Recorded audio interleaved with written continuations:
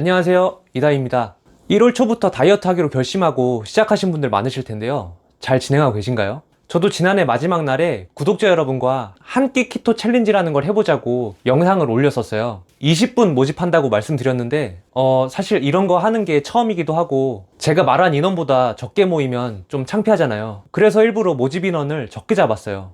설령 적은 인원이 모여도 그분들을 잘 이끌어드리면 의미가 있겠다고 생각했거든요. 근데 예상과 다르게 총 154분이 신청해 주셨고 지금은 이상한 다이어트 네이버 카페에서 많은 분들이 제가 정리해드린 가이드에 맞춰서 매일 식단을 기록하면서 챌린지를 진행하고 있습니다. 사실 처음에는 그냥 같이 으쌰으쌰 하자 이런 가벼운 마음이었는데 참가자분들이 얼마나 열심히 하시는지 그 열정에 정말 많이 놀랐고 또 제가 별거 아니라고 생각했던 제 작은 조언이 처음 시작하시는 분들에게는 엄청나게 큰 힘이 될 수도 있다는 걸 이번 챌린지를 통해서 확실히 느꼈어요. 그래서 이 챌린지를 일회성이 아니라 계속 이어나가 보려고요. 그래서 이번 영상에서는 한끼 키토 챌린지가 다른 키토 식단과 어떻게 다른지 조금 더 자세하게 이야기해 보려고 합니다. 우선 키토 다이어트는 굉장히 특별하고 어렵고 또 극단적이라는 인식이 있는 것 같아요. 근데 사실 본질만 놓고 보면 그렇게 복잡하지 않아요. 여러분, 현대인들의 건강이 왜 이렇게 무너지고 있고 살찐 사람들이 왜 이렇게 많아졌을까요? 물론 원인은 여러 가지가 있겠죠. 근데 식단만 놓고 보면 저는 두 가지를 가장 큰 문제로 봅니다. 우선 우리가 먹는 식단에서 탄수화물의 비중이 너무 커요. 그리고 또 한 가지 문제는 너무 자주 많이 먹고 있다는 겁니다. 그런데 이 두 번째 문제도 가만히 들여다보면 결국 탄수화물에 과도하게 의존하는 식단 때문에 나타나는 현상입니다. 탄수화물은 혈당을 크게 오르내리게 하고 그 과정에서 가짜 허기가 생기니까 또 먹게 되는 거죠. 많은 분이 탄수화물을 유일한 에너지원이라고 생각하는데요. 사실 우리 몸은 원래 하이브리드 엔진에 가까워요. 탄수화물만 쓰는 게 아니라 상황에 따라 지방도 에너지원으로 사용할 수 있는 시스템을 가지고 있어요. 문제는 요즘 우리의 식단이 이 하이브리드 시스템을 거의 쓰지 못하도록 설계되어 있다는 점이에요. 탄수화물 위주의 식사나 달달한 간식이 하루 종일 이어지면서 지방을 에너지원으로 사용할 기회를 거의 주지 않는 거죠. 그 결과가 비만이나 당뇨, 대사질환으로 이어지는 거고요. 예전에는 중년에게나 보이던 지방간이나 당뇨병이 요즘에는 어린 아이들에게서도 나타나고 있는 상황입니다. 근데 왜 이렇게 탄수화물이 나쁜 것처럼 이야기될까요? 사실 문제는 탄수화물 그 자체가 아니라 우리 몸이 처리할 수 있는 범위를 훨씬 넘어서는 양이 너무 자주 들어온다는 데 있습니다. 그럼 우리가 늘 빼고 싶어하는 체지방, 이건 우리 몸에서 어떤 역할을 할까요? 체지방은 우리 몸의 에너지 저장고입니다. 먹고 남은 에너지를 저장했다가 먹을 게 부족할 때 꺼내 쓰라고 있는 거죠. 그런데 우리가 탄수화물에 지나치게 의존하다 보면 이 체지방을 꺼내 쓰는 기능을 점점 사용할 수 없게 됩니다. 창고에는 에너지가 가득한데 문이 잠겨서 꺼내 쓸 수가 없는 거죠. 그래서 분명 몇 시간 전에 배불리 식사를 했는데 조금만 지나도 당 떨어진다며 계속 뭔가를 찾게 되는 겁니다. 이때가 딱 체지방을 쓸 타이밍인데 그걸 쓰지 못하니까 계속 외부에서 에너지를 공급받으려고 하는 겁니다. 이런 상태를 인슐린 저항성이라고도 하고 대사적 유연성을 잃었다고 말하기도 합니다.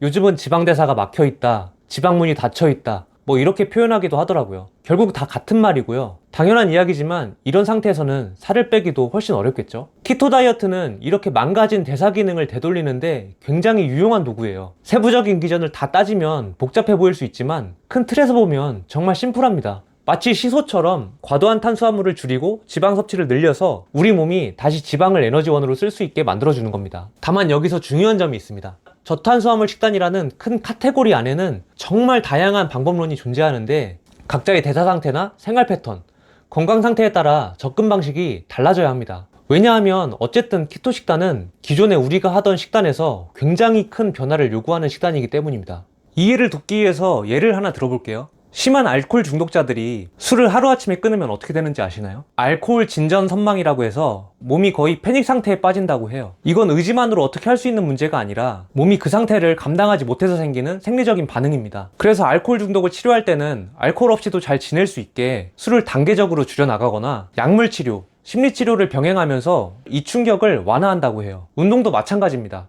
평생 운동 한번 안 해본 사람이 하루아침에 마라톤을 뛸 수는 없잖아요.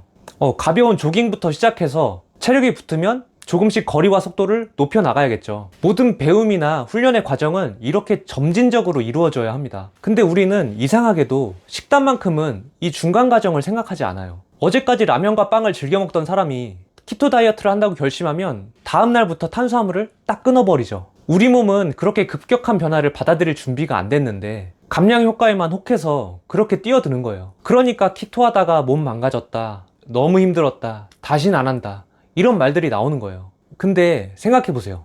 이게 과연 키토제닉 식단의 문제일까요? 이건 마치 본인이 무리해서 러닝하다가 무릎을 다쳤는데 달리기 하면 큰일 난다, 무릎 아작난다, 이렇게 말하고 다니는 거나 마찬가지예요. 그래서 시작하는 입장에서는 키토 식단을 정석대로 곧바로 따라하기보다는 이런 충격을 완화할 수 있는 단계적인 접근 방식이 필요해요. 그 방법은 사람마다 다를 수 있고 수백 수천 가지 방법이 나올 수 있습니다. 근데 우리나라에서는 키토 다이어트라는 모범 답안만 툭 던져놓고 이걸 어떻게 각자의 생활 방식에 적용시켜야 하는지 이런 논의는 거의 이루어지지 않은 것 같아요. 그저 이거 먹지 말아라, 저거 먹으면 큰일 난다, 이런 자극적이고 편협한 생각만 주입하고 있으니까 키토를 하지 않는 분들이 보기에는 이 식단이 이상한 다이어트, 극단적인 식단으로 보일 수밖에 없죠. 제가 만든 한 끼 키토는 2년 동안 170개 이상의 영상을 번역하면서 공부하고 또 제 몸에 직접 실험해보면서 정립한 방법론입니다. 이 방식은 지금까지 이야기한 키토제닉의 점진적인 접근에 뿌리를 두고 있어요. 이걸 한 끼 키토라고 이름 붙인 이유는 이렇습니다. 하루 세 끼를 하루아침에 다 바꾸는 게 아니라 단 한 끼만이라도 완벽한 키토 식단을 함으로써 우리 몸에